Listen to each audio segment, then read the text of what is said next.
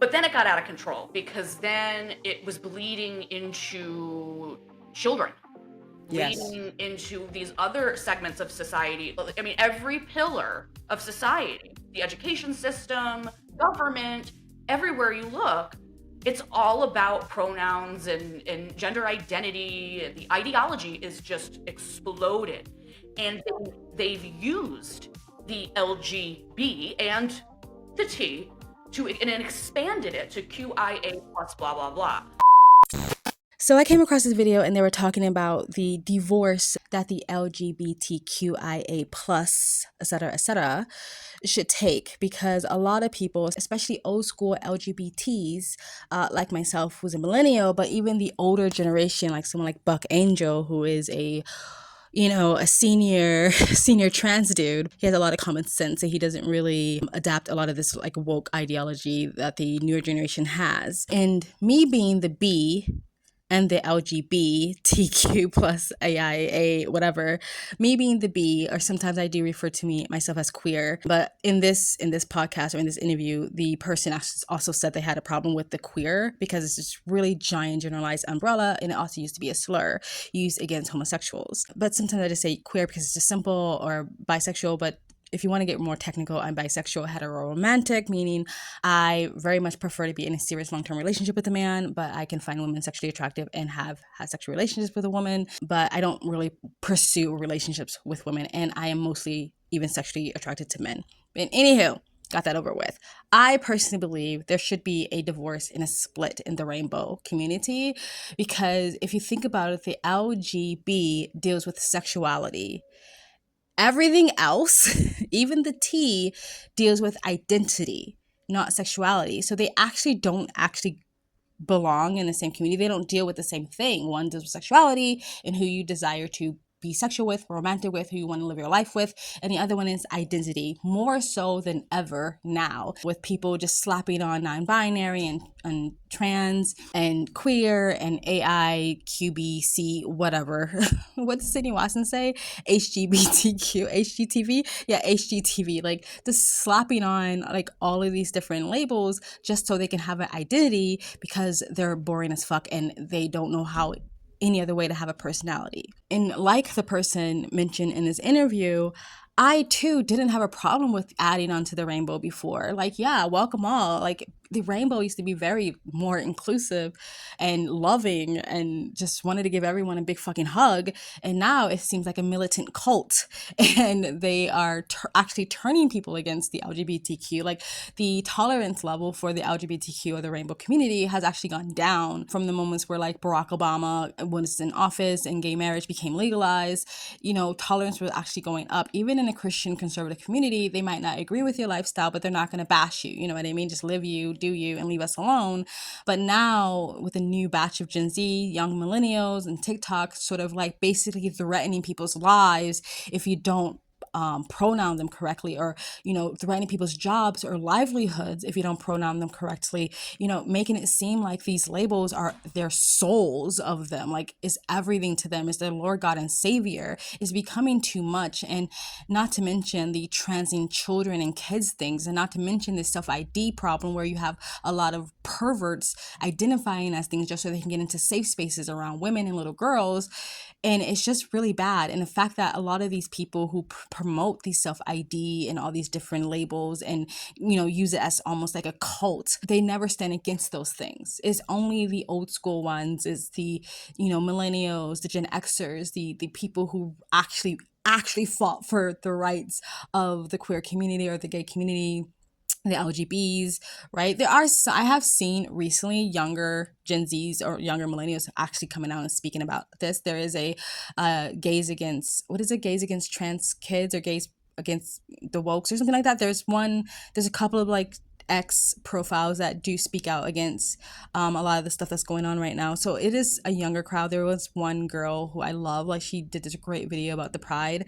She did a couple of them, and she's very much Gen Z. She looks like a baby. I've been out the closet for as long as I've been out the womb, and I still have yet to go to a Pride parade. I feel like the only reason I would go would be to pick up some baddies, but judging by the videos I've seen online, Pride's not where the baddies go. During Pride Month, there's this widespread encouragement to be proud of something that you simply didn't choose to be. I mean, being told to be proud that I'm gay feels the same as being told to be proud that I have brown hair and 2 hands. I mean, I didn't really choose these things. I just popped out the pussy portal like this and I'm forced to exist with it now. If you keep making these special months and these special parades, then it makes gayness special. And I know I can't speak for everyone, but I don't want to be treated like I'm special, especially not for something as trivial as my sexuality. Some people might think that the pride parades encourage people to be more accepting of the community, but to be honest, I disagree. The only way you're gonna reach normalcy is when you stop constantly highlighting the fact that you're different. There's this weird pressure put on straight people that if they're not openly supportive or actively participating, then they're somehow not an ally. When in actuality, most people just don't care. They don't care that you're gay. It makes no difference to them. Your sexuality is completely irrelevant in their mind,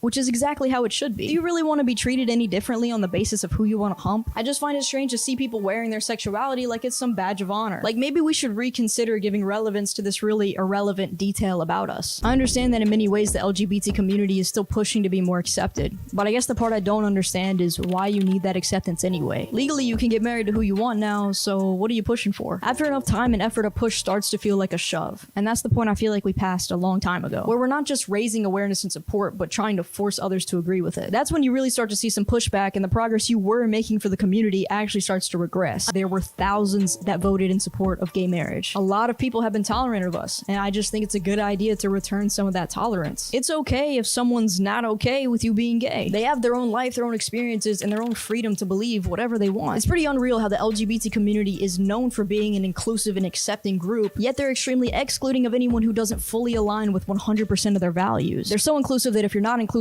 they exclude you. Get it? If we're gonna preach open-mindedness, then let's actually be open-minded. That means being open to people who completely disagree with your worldview. Real open-mindedness means being tolerant to opinions that don't align with your own. There are people who will never relate to your perspective, and they don't have to. As crazy as it sounds, I think I could be friends with a homophobe. I grew up never being accepted. I don't care if you don't like who I am. I'm open to hearing your perspective, even if it's not one that I personally subscribe to. It's been a year since I released my last LGBT video about pride, and what's amazing is that 2 million people watched it, but it feels like nobody listened. People in the comments were calling me a traitor, saying things like, friendly fire will not be tolerated. But when did we ever declare a war? I don't want to fight you. You've built your entire identity on something as trivial as who you want to sleep with. And as far as I'm aware, you didn't make that decision, and neither did I. I'm not firing shots. I'm telling you it's dumb to have your guns out in the first place. I didn't actually mean to play so much of her video, but she was dropping bars, so I didn't have the heart to stop it. But her channel name is Finding Sky. Go check her out. I love seeing the young people using their common sense. Yeah, but back to the original video.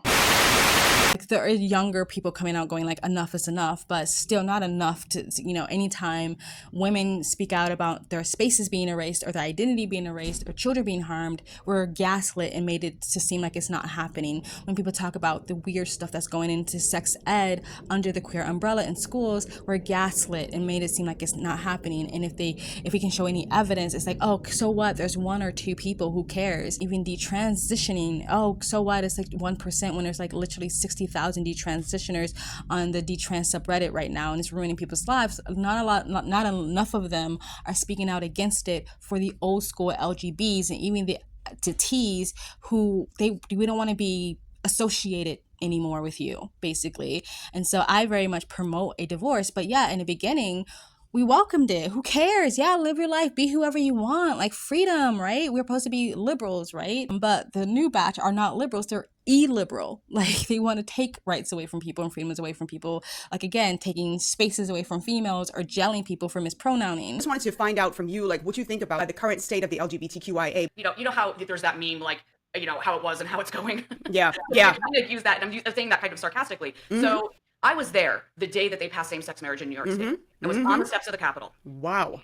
It was one of those things. It was a beautiful experience. And that was back when same-sex marriage was, there was only, you know, a handful of states that allowed for that. Allowed it, because there was a ban. And on a federal level, the Defense Against Marriage Act, which was passed under Clinton, everybody, you know, that hadn't been struck down yet. And so there were still a lot of issues there. And so same-sex marriage, workers, you know, equal rights for workers, adoption rights, all those things. What we wanted to achieve in the messaging was peace and love and leave us alone. And we wanted to integrate into society, be accepted into society, where we could stand by the water cooler and talk with our colleagues about our weekend and talk about our spouses openly without the discomfort, without people being upset and enraged, without feeling like you're hated, right?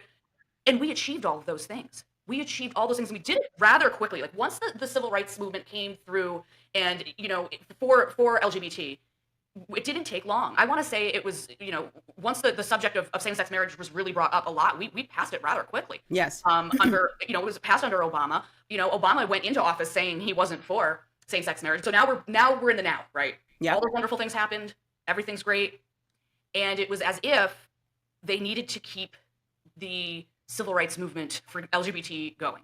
And they said, well, what else we got? What else we got? And they were like, oh yeah, trans people.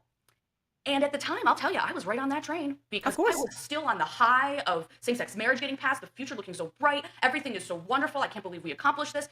It meant so much to me at that time to have that happen. It was in my core how much I felt that was a huge piece in the equality puzzle and that we were finally there. Yes. And knowing that there'd be more work, and that keeping those rights might be work, but not what they're portraying it to be today. Right. So I think what happened was all these lobbyist groups, the Human Rights Campaign, GLAAD, they have all these employees, all these people, all this stuff, and now what are they supposed to do? Pack their bags and go home? The answer is yes, they are supposed to pack their bags and go home. The job is done, but realistically. But they didn't. And so, of course, we all jumped on the trans train. Yes, we absolutely did, because I didn't want other people to be discriminated against the way I felt I was being discriminated against. So, of course, and it would have, and Vicky, and it would have been selfish to me to be like, okay, I've achieved everything I want now. Screw the rest of you. So yes, obviously, I would expect for you to support them. Right. So knowing that the cause for that is really it's different, right? LGB is lesbian, gay, bisexual. That is a sexual orientation. Trans is being a transsexual is a very rare thing that happens to people when they have what's called gender dysphoria.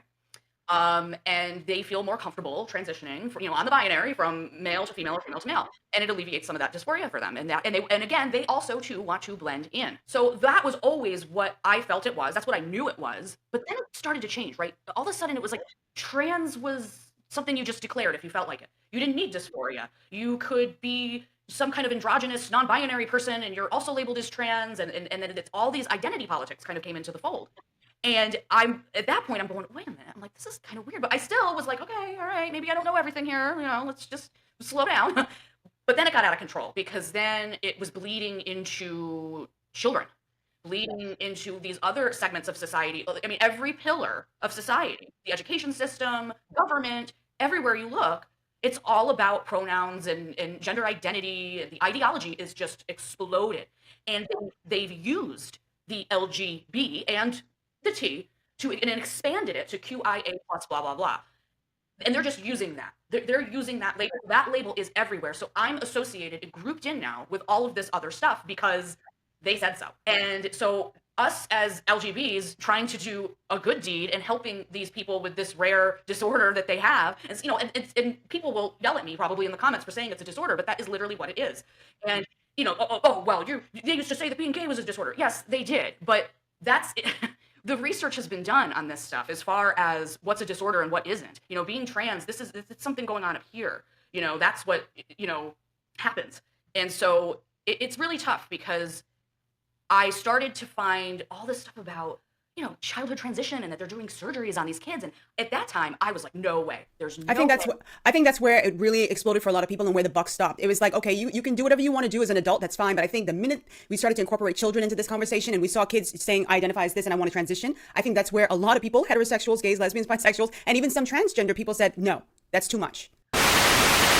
So I very much agree with this. I think there should be a split. I think there should be complete division. And I don't necessarily have a problem with the old school T's, the old school trans, but that does deal more with identity. And so for me, I think it should be LGB, and then the T's and the AIs and the pluses can go over there with their identities. And if the old school T's want to separate themselves too, do you, boo. But yeah, I agree with this. I think it's gone too far, it's too much, and it's actually doing the opposite of I think they thought it was going to do, which is more inclusion. Is actually just separated a lot of people from the rainbow. And also, the gay community used to be fun. It used to be fun. It was an alternative lifestyle. And I like alternative lifestyles. I'm pro-alt. I am alternative. But if you're trying to normalize everything, then it's no longer alternative. I believe there needs to be a good foundation of like just sort of like cookie cutter, like the traditional conservative sort of foundation of a society or a community for the alts to thrive. I know that sounds silly, but I do believe that if everyone's normalizing everything and everyone's alternative, then then your society and your system falls apart. It collapses. So now the LGBTQ plus QIA whatever it feels angry and it feels aggressive and it feels sad and it feels depressing. You know, it used to be like love yourself for who you are, but now everyone's desperately trying to change themselves into something else. Everybody wants to morph themselves to something else so they can fit into this code, and it's just sad. It's just really sad. So I am very pro divorce, split the rainbow up, split the colors. Let me know what you guys think in the comment section below. Please like, comment, subscribe, hit the bell to get the notifications when I do upload. All of that really does help with the algorithm, guys. And if you'd like to support the channel further, you can donate. My PayPal and Cash App link is in the comment section down below, or you can super thanks, and you guys have an amazing, beautiful day. But then it got out of control because then it was bleeding into children, Yes. bleeding into these other segments of society.